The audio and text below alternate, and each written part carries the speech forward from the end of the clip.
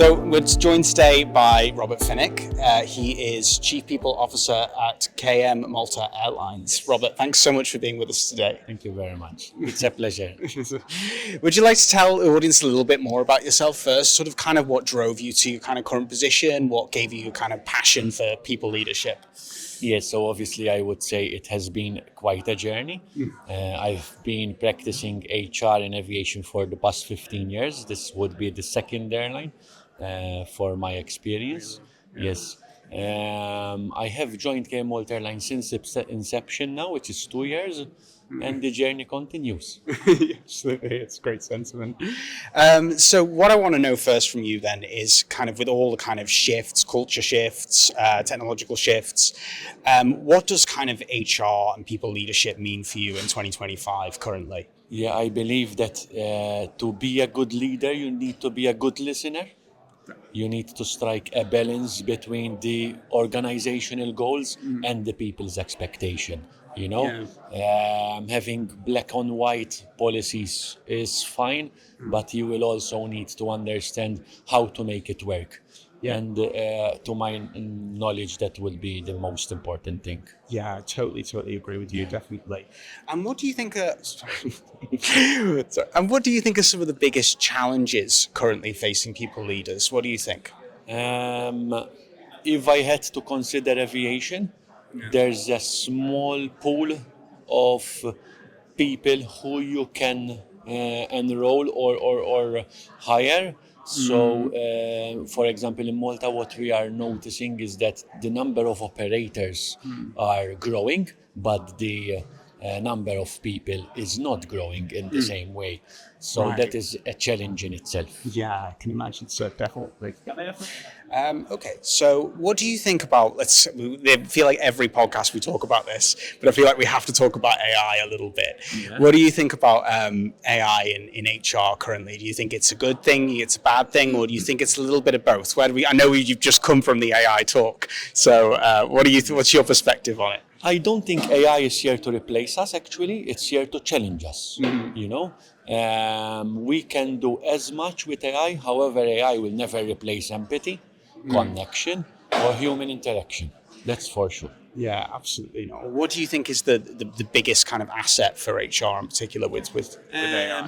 I would particularly say it's metrics and data collection, things which might become too administrative. So in that aspect, AI can help us to be faster and more productive. Yeah, right? Absolutely, I agree. And this is something I'm always really curious about, was what do you think are the biggest misconceptions about your role? So what's the kind of myths that you see floating around on LinkedIn in the kind of, in that space that you just drives you crazy and you always want to correct people on it?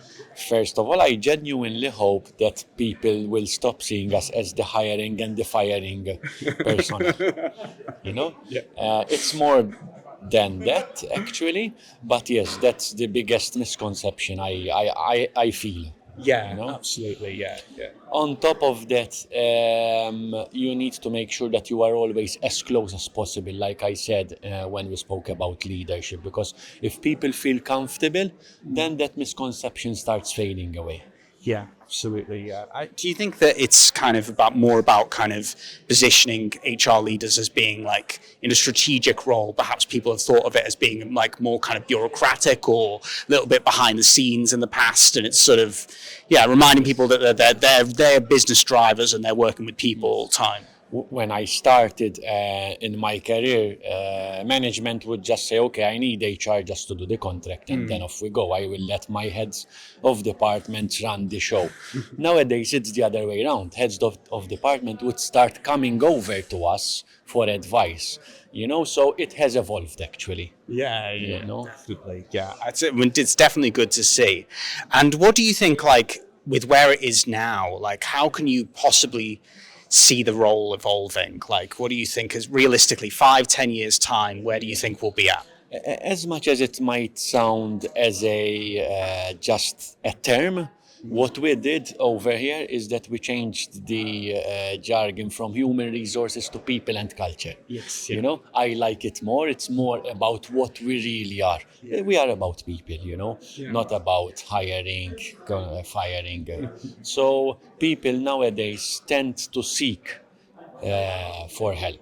Yeah, You know, absolutely. even if it would just be a minor question, actually. Yeah, yeah. You know. You feel like you're much more kind of embedded now in everyday processes rather than it used to be. Yes. Yeah, that's And great. it starts top to bottom.